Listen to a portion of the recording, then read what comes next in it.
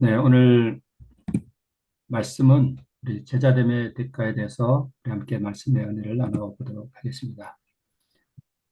먼저 성경을 보면 그리스도인이라는 말이 있고요. 또 제자라는 말이 있는데 그리스도인이라는 말은 신약 성경에 세 번밖에 나오지 않습니다. 사도행전에 두 번 나오고 베드로전서에 한 번 나옵니다. 그러나 제자라는 말은 신약 성경에 262회나 언급하고 있습니다. 그리스도인은 그야말로 크리스천이죠. 그리스도인이라는 이 말 속에는 사람의 내부, 즉 심령이 어떠해야 함을 비추어 주는 말이라고 볼 수 있고요. 그리고 이 제자라는 말은 사실 심령을 비추어 보기보다는 눈에 보이는 실천적인 삶의 모습이 어떠해야 하는 것을 우리에게 보여주는 단어라고 볼 수 있습니다. 제자가 무엇인가? 사실 우리 주님께서는 말씀하시기를 우리가 구원을 얻는 것은 어떤 면에서 그리스도인이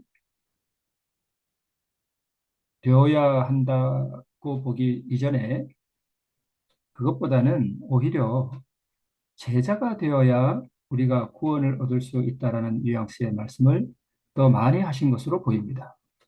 그러므로 우리가 익히 알고 있는 그리스도인이라는 의미보다는 우리가 과연 제자인가? 라는 부분을 더 깊이 숙고해 보아야 하지 않을까 생각이 듭니다. 제사란 무엇인가? 누가복음 5장 11절에 예수님께서 12 제자들을 부르실 때에 이 제자들이 한 행동을 이렇게 묘사하고 있습니다. 저희가 배들을 육지에 대고 모든 것을 버려두고 예수를 쫓으니라 라고 기록하고 있습니다. 즉 제자라는 말은 심령의 상태라기보다는 겉으로 보이는 어떤 행동적인 면까지를 포함한다고 볼 수 있습니다. 또 마가복음에는 말씀하시되 나를 따라오너라 내가 너희로 사람을 낚는 어부가 되게 하리라 하시니 저희가 곧 그물을 버려두고 예수를 쫓았다라고 기록하고 있고 또 다른 형제 세베대의 아들 야고보와 그 형제 요한이 예수님의 부르심을 받고 저희가 곧 배와 부친을 버려두고 예수를 쫓으니라라고 기록하고 있습니다. 이 말씀들을 보면 우리의 마음속에 하나의 그림이 그려집니다. 영화의 한 장면을 보는 듯이 마치 이 제자들이 예수님의 부르시는 그 음성을 듣고 모든 것을 버려두고 예수님을 쫓아가는 실천적인 삶의 어떤 모습이 그려지는 것을 볼 수 있습니다. 사도 바울은 이렇게 말합니다. 그러나 무엇이든지 내게 유익하던 것을 내가 그리스도를 위하여 다 해로 여길 뿐더러 또한 모든 것을 해로 여김은 내 주 그리스도 예수를 아는 지식이 가장 고상함을 인합니다. 내가 그를 위하여 모든 것을 잃어버리고 배설물로 여김은 그리스도를 얻고 그 안에서 발견되라 함이라 라고 기록하고 있습니다. 사도 바울은 어떤 면에서 12 제자보다 더 제자다운 사람이었습니다. 내게 유익하던 것, 12 제자 중에 갈릴리 바다에서 고기잡이를 하던 베드로와 야고보와 요한의 경험에 비추어 본다면 이것은 물고기를 잡는 일이었습니다. 부르심을 받았을 때 이 제자들은 이 모든 것을 다 버렸습니다. 마찬가지로 사도 바울도 자신에게 유익하던 것, 이런 모든 것들을 다 해로 여기고 모든 것을 버렸다라고 기록하고 있습니다. 그리고 그것을 배설물처럼 여겼습니다. 그리스도를 얻고 그 안에서 발견되라고 하는 것을 이 사도 바울은 가장 인생의 중대한 목적으로 삼았음을 알 수 있습니다. 이어서 사도 바울은 같은 책에서 말씀하기를 내가 이미 얻었다 함도 아니요 온전히 이루었다 함도 아니라 오직 내가 그리스도 예수께 잡힌 바 된 그것을 잡으려고 쫓아간다라고 기록하고 있습니다. 또한 그리스도 예수 안에서 하나님이 위에서 부르신 부름의 상을 위하여 쫓아간다라고 기록하고 있습니다. 예수님의 부름을 받았을 때에 이 제자들이 모든 것을 버려두고 예수를 쫓았다라고 기록하고 있습니다. 제자의 모습입니다. 그리고 예수님께서는 아비나 어미를 나보다 더 사랑하는 자는 내게 합당치 아니하고 아들이나 딸을 나보다 더 사랑하는 자도 내게 합당치 아니하고 또 자기 십자가를 지고 나를 쫓지 않는 자도 내게 합당치 않다라고 기록하고 있습니다. 이 말씀이 우리의 가족들을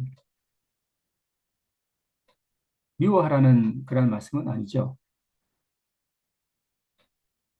제자는 예수 그리스도를 가장 사랑하고 또 그를 쫓아서 모든 것을 해로 여기고 모든 것을 버리고 오직 예수님을 쫓아가는 삶, 그것이 제자된 삶이라고 우리 주님께서는 말씀하고 있습니다.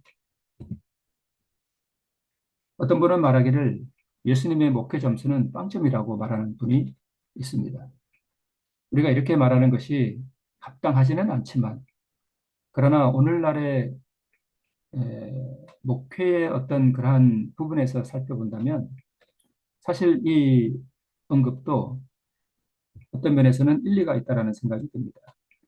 왜냐하면 예수님께서는 사람들에게 너무 솔직하게 말씀하셨습니다. 나를 따라오는 길이 결코 쉬운 길이 아니다. 세상의 정과 욕심과 안락과 세상으로부터 인정받는 것과 세상이 제공해주는 재물도 다 버리지 않으면 나의 제자가 될 수 없고 천국에 들어갈 수 없다라는 사실을 너무 솔직하게 말씀하셨습니다. 예수님께서는 사람들에게 적당한 말로 얼버무려서 자기를 따르도록 하지 않으셨습니다. 천국 가는 길에 제자가 되는 데는 엄연한 조건이 있으며 그 조건을 충족시키는 것이 결코 쉬운 길이 아니라는 것을 사람들에게 너무나 분명하고 솔직하게 말씀하셨다는 것입니다. 요한복음 6장을 보면 많은 사람들이 예수님을 따르다가 예수님을 버리고 떠났다는 기록이 있습니다. 왜냐하면 예수님께서 너무 솔직하게 말씀하셨기 때문이고 천국 가는 길에는 분명한 조건이 있고 그 조건이 어떠해야 함을 분명하게 말씀하셨기 때문이었습니다. 이러므로 제자 중에 많이 물러가고 다시는 그와 함께 다니지 아니하였더라라고 성경이 기록하고 있습니다. 오늘날의 목회 기준으로 보면 사람들에게 적당히 말하고 세상의 필요도 공급해 줄 수 있는 그리고 세속적인 사람들이 요구하는 것을 들어줄 수 있는 그러한 분으로 자신을 소개했더라면 아마 예수님은 오늘날 어떠한 교회보다 더 큰 교회를 이루었을지도 모릅니다. 그러나 예수님께서는 천국 가는 길을 너무나 분명하고 솔직하게 말씀하셨기 때문에 많은 사람들이 그와 함께 다니기를 거절하고 떠나버렸습니다. 오늘날 교회 안에 무늬만 그리스도인의 사람들이 많은 것은 예수님을 따라가는 길이 결코 쉽지 않다는 것과 내 정과 욕심을 철저하게 십자가에 못 박아야 하는 그러한 고난의 기름을 솔직하게 말하지 않기 때문이기도 합니다. 그런 것을 말할 때 청중들의 얼굴에 스쳐가는 불쾌한 감정을 바라볼 용기가 없기 때문이기도 합니다. 예수님처럼 솔직하게 말하면 누군가 교회를 떠날까 두렵기 때문입니다. 사실 예수님처럼 오늘날 교회에서 설교하면 교회를 떠날 사람이 분명히 있는 것도 사실입니다. 그것을 어떻게 알 수 있는가 하면 요한복음 6장에 예수님의 설교 말씀을 듣고 많은 사람들이 예수님을 버리고 떠났기 때문입니다. 그것을 보면 오늘날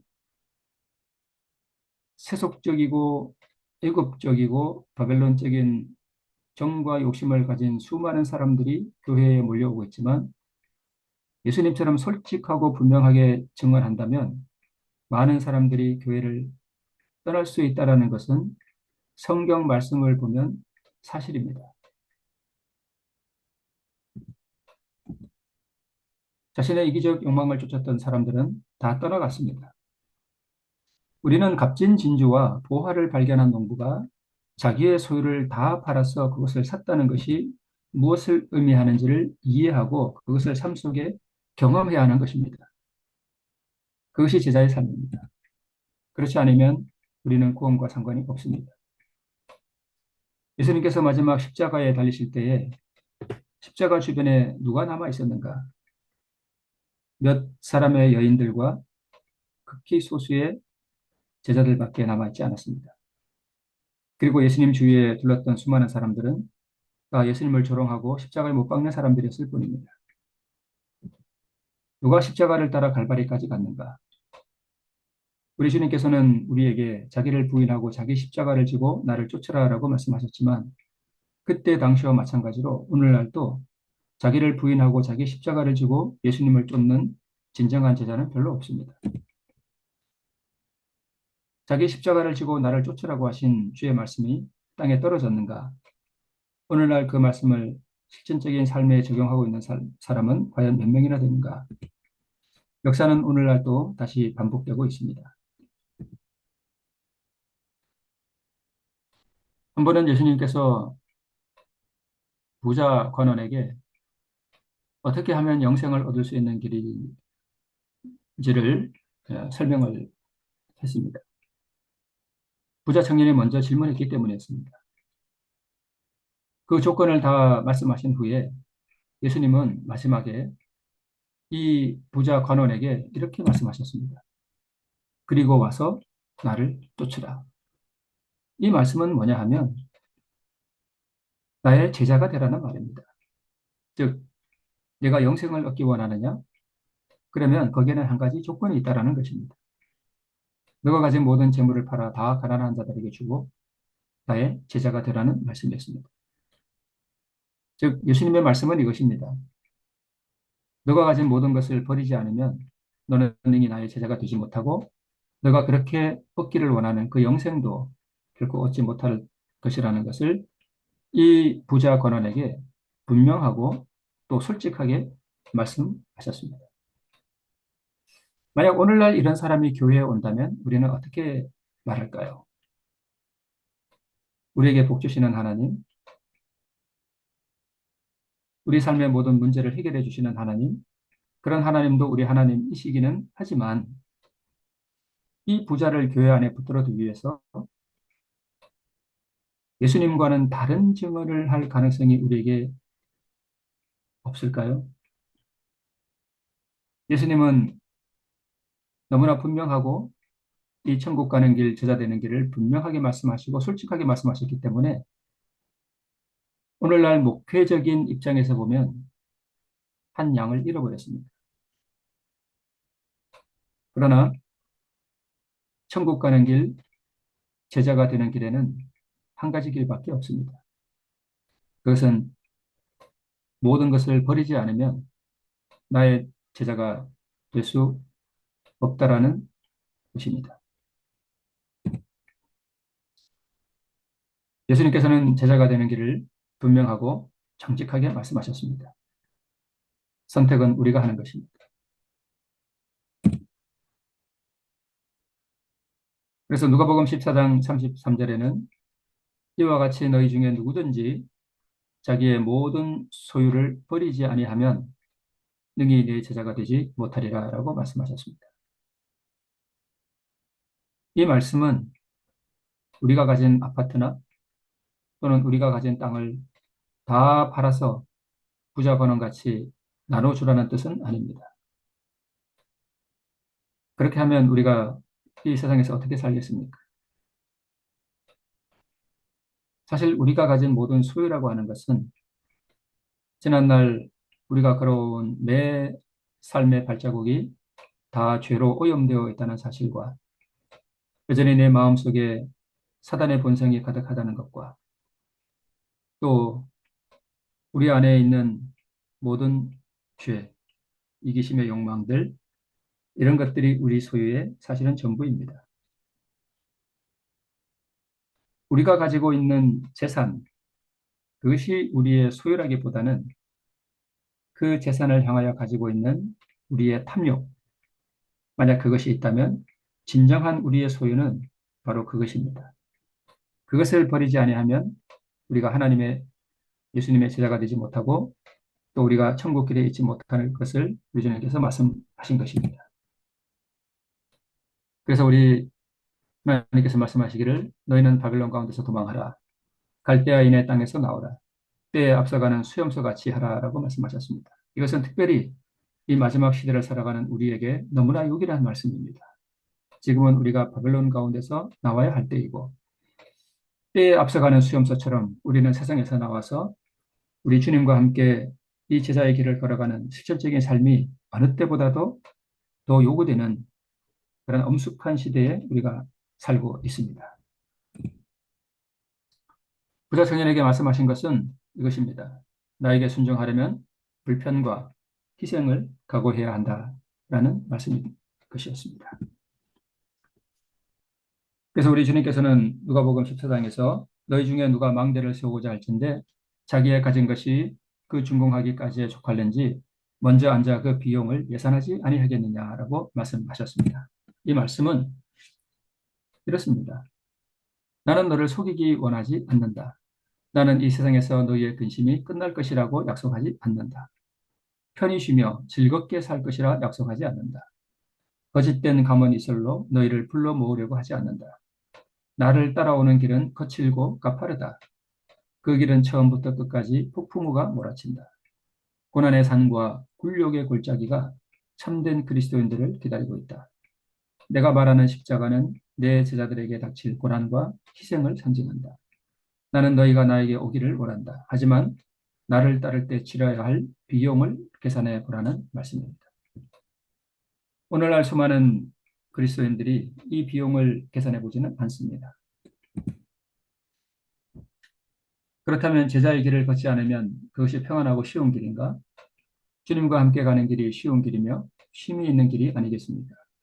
왜냐하면 나의 멍에는 쉽고 내 짐은 가볍다라고 주님께서 말씀하셨기 때문이고 또 우리가 그 길을 따라갈 때에 날마다 우리 짐을 지시는 주, 곧 우리의 구원이신 하나님을 찬송할지로다라고 시편에 말씀하고 있기 때문입니다.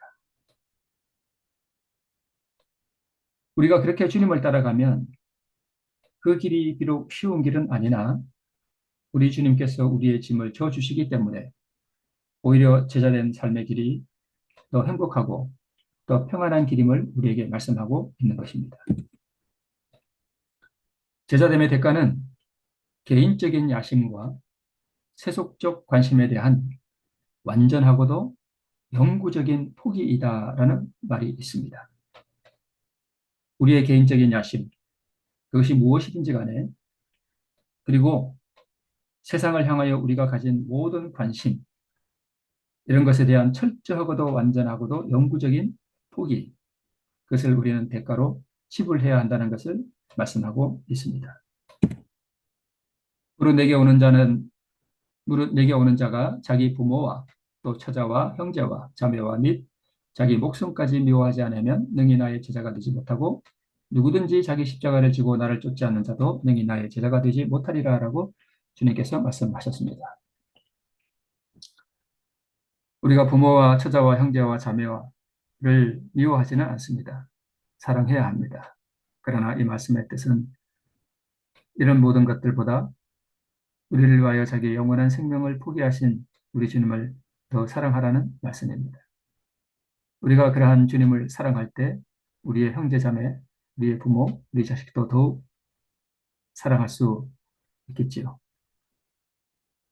그래서 주님께서 우리에게 주어 주시는 자기 십자가를 지고 우리 주님을 쫓아가는 그런 삶을 살 때 그것이 제자된 삶이고 그 제자된 삶이 바로 구원의 삶임을 우리에게 말씀하고 있습니다. 이것을 다른 표현으로 하면 예수님은 나는 너희가 생각해온 그런 메시아가 아니다. 나는 고난을 받고 죽임을 당했다가 사흘 만에 다시 살아나야 할 사람이다. 라고 일체적으로 선포하셨습니다. 그리고 나서 그러므로 너희가 나를 선생으로 모시려거든 내가 가는 죽음의 길을 걸어갈 각오를 해야 할 것이다. 나는 십자가에 달려 죽을 것이다. 그러므로 너희들 역시 나를 따른다면 죽음의 길을 가게 될 것이다. 그것을 알고도 따라온다면 너희 각자에게 주어질 십자가를 지고 죽을 각오를 하고 따라와라. 그리 되면 너희들의 삶은 존재하지 않는다. 자기를 부인하는 삶이 될 것이라는 것을 명심하라. 이것이 나의 제자가 되는 길이다. 그러므로 너희가 나를 따라오려거든 이 사실을 분명하게 알고 따라와라. 이런 뜻으로 말씀하신 것입니다. 우리 중에 꼭 이런 말씀을 읽거나 들을 때 이것이 너무나 우리 가슴에 부담이 되고 너무나 어려운 길이라는 생각이 든다면 그 사람의 마음속에는 주님이 거하시지 않기 때문입니다. 우리가 하나님의 은혜에 깊이 물들고 주님께서 우리에게 베풀어 주신 그 은혜를 우리가 깊이 경험하고 또 우리에게 주님께서 주신 그 구원을 우리가 만약 경험하게 되고 우리를 향한 하나님의 사랑을 우리가 깊이 경험하게 된다면 우리는 주님을 위하여 나의 모든 것을 바치는 것이 심지어는 내 생명까지라도 바치는 것이 즐거운 길이요. 그것이 행복의 길임을 경험적으로 알게 됩니다. 그래서 만약 이것이 나에게 부담이 되고 이것이 나에게 너무나 어려운 4차원의 이야기가 된다면 내가 과연 제자의 길을 가고 있는가? 라는 것을 되돌아보아야 합니다. 사도 바울, 참 위대한 하나님의 제자였습니다. 로마로 압송되고 난 다음에 일시적인 자유를 얻었지만 어느 날 드로아의 어느 제자의 집에서 마지막으로 바울이 체포됩니다. 평생을 그리스도께 붙들려 자신을 복음의 도구로 희생시킨 12제자보다 오히려 더 참된 제자가 되었던 종이었습니다. 로마의 깊은 감옥에서 자신의 운명을 깨달은 사도는 절절한 심정으로 디모데에게 쓴 편지에서 이렇게 말합니다. 관제와 같이 내가 벌써 부임이 되고 나의 떠날 기약이 가까웠도다. 내가 선한 싸움을 싸우고 나의 달려갈 길을 마치고 믿음을 지켰으니 이제후로는 나를 위하여 의의 면류관이 예비되었으므로 주 곧 의로우신 재판장이 그날에 내게 주실 것이니 내게만 아니라 주의 나타나심을 사모하는 모든 자에게니라 라고 기록했습니다. 관제, 액체로 된 재물을 주님께 부어드리는 것입니다. 이 관제는 바로 사도 바울 자신의 몸속에 흐르는 피였습니다. 그는 자기의 목숨을 이미 주님께 관제로 드렸음을 선언하고 있는 것입니다. 나의 떠날 기약이 가까웠도다. 로마의 그 깊은 감옥에서 사랑하는 제자 디모데에게 편지를 쓰면서 이 디모데에게 용기를 주고 어떻게 목회를 해야 할 것인가에 대한 권면의 말씀을 주셨던 사도 바울의 절절한 심령이 이 말씀 가운데 묻어나오고 있습니다. 한 영감의 글에는 사도 바울의 마지막을 이렇게 기록하고 있습니다. 사도는 이제 그가 이별하게 될 사람들이 편견과 증오와 박해에 잘 대처하기를 바라므로 다가오는 자신의 고통은 잊었다. 그는 형장으로 함께 간 소수의 그리스도인들에게 의를 위하여 핍박받는 이들에게 주신 약속을 반복함으로 힘과 용기를 주려고 애썼다. 사도 바울이 순교할 때 혼자만 간 것이 아니라 몇 사람과 함께 간 것으로 보입니다. 그는 시련을 충실히 견딘 당신의 자녀들에 관하여 주께서 말씀하신 모든 것은 하나도 실패되지 않으리라고 그들에게 보증하였다. 얼마 동안 그들은 여러 가지 시험을 통하여 근심하게 되고 세상적인 안락이 없을지도 모른다. 바로 제자의 삶이죠. 이어서 그러나 그들은 나의 의료한 자를 내가 알고 또한 나의 의탁한 것을 그날까지 저가 능히 지키실 줄을 확신함이라 라고 말하면서 하나님의 믿부심에 대한 부정으로 그들의 마음을 북돋을 수 있었다라고 기록하고 있습니다. 사도 바울은 자기가 순교의 장에 나가면서 함께 순교의 장에 나가는 사람들에게 용기를 주기 위하여 노력하는 참으로 자아를 잊은 사람의 모습을 보여주고 있습니다. 이어서 계속 기록하기를 머지않아 시련과 고통의 밤은 끝나고 그 후에 평화와 완전한 낮의 즐거운 아침이 동틀 것이다. 사도는 불확실성이나 두려움으로서가 아니요 즐거운 희망과 사모하는 기대감으로 위대한 내세를 바라보고 있었다. 그는 순교의 장소에 설 때에 형리의 검이나 곧 그의 피를 받을 땅을 보지 아니하고 그 여름날의 조용하고 푸른 하늘을 통하여 영원하신 하나님의 보좌를 바라보았다라고 기록하고 있습니다. 디모데에게 편지를 쓴 그 디모데 후서를 보면 이 편지를 쓸 때가 가을이나 혹은 늦가을이었던 것으로 보입니다. 왜냐하면 디모데에게 겨울 전에 오라고 기록한 말씀을 보아서 그렇습니다. 이 위대한 제자 사도 바울은 로마의 습하고 차가운 그 지하 감옥에서 겨울을 보냈던 것 같습니다. 그리고 봄이 지나고 그 여름날의 푸른 하늘이 보이는 그 조용한 날에 그는 순교의 장소로 나갔습니다. 사모하는 기대감으로 전혀 두려움 없이 즐거운 희망으로 그는 순교의 장소에 나갔습니다. 저는 여기 기록된 이 영감의 말씀을 참 좋아합니다. 그 여름날의 조용하고 푸른 하늘을 통하여 영원하신 하나님의 보좌를 바라본 사도 바울. 그는 세상의 안락도 세상의 즐거움도 없는 제자의 길을 걸어갔지만 그의 삶과 그의 마지막 죽음 앞에서도 그는 너무나 즐겁고 사모하는 기대감으로 충만했습니다. 제자의 삶입니다. 17세기 영국의 청교도 신학자였던 존 오웬은 죄와 유혹이라는 책에서 이렇게 쓰고 있습니다. 바울은 우리에게 지식은 교만하게 한다라고 말한다. 신학적인 지식은 마치 수종을 앓고 있는 사람이나 열매는 없이 잎만 무성한 나무처럼 불균형하게 부풀어 오른다. 복음의 진리를 두뇌의 지식으로만 여기는 신자들은 헛되고 메마르게 된다. 한때 겸손하며 하나님과 동행하던 사람들이 말만 하는 사람이 되고 만다. 그들의 헛된 지식은 죄의 양식이 되어 전혀 양심의 가책이 없이 정신 안에서 허영을 만들어낸다. 이어서 기독교인들이 오로지 종교에 대해 말하고 글을 쓰고 연구하는 것만 즐길 때에 그들의 양심은 만족을 느끼게 된다. 그것은 영혼 안에서 전혀 반항하지 않는다. 그리하여 사람들은 자신의 심령 안에서 진리의 능력을 경험해 보려고 노력하지는 않고 진리의 개념에 만족한다라고 기록하고 있습니다. 그들은 생활 속에서 전혀 열매를 맺지 않으며 영적 부패가 뒤따른다라고 기록하고 있습니다. 꼭 우리가 이러한 말씀을 듣는 시간을 통해서 뭔가 새로운 말씀, 뭔가 나의 마음에 깨우침을 주는 말씀, 이런 것을 추구하는 것도 나쁜 것은 아니지만 우리가 그러한 개념적인 것을 깨닫는 데에서만 만족한다면 우리는 삶이 부패하고 맙니다. 이 청교도 신학자의 말이 맞습니다. 우리에게는 실천적인 제자의 삶이 필요합니다. 이것이 따르지 않으면 모든 것을 버리고 예수님을 쫓아가는 실천적인 삶이 없으면 우리의 마음속에 붙은 세상을 향한 애정이나 우리의 마음속에 남아있는 우상들을 우리가 완전하고도 철저하게 버리고 주님을 온전히 쫓아가기 위하여 마음을 온전히 주님께 드리지 않으면 이러한 신학적인 지식과 성경 지식은 오히려 우리를 부패시켜 버립니다.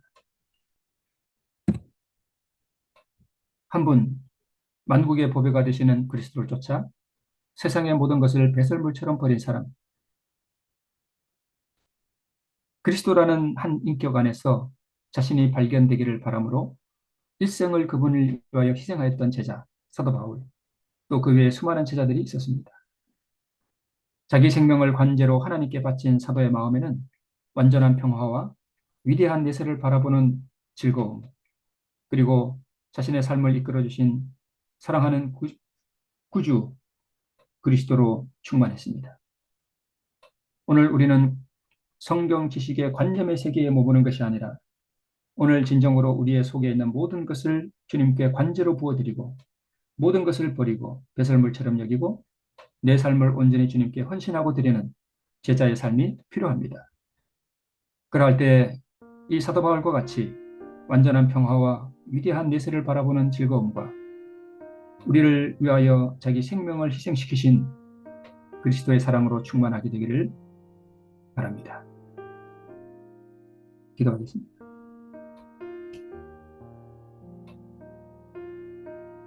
아버지 하나님, 우리가 성경 지식을 아는 관념의 세계에 머무는 것이 아니라 기록된 제자들의 삶과 같이 모든 것을 버려두고 구주 예수 그리스도를 쫓아가기를 원합니다. 그러나 우리의 마음이 약하고 마음은 온유로되 육신이 약한 부분이 있음을 고백합니다.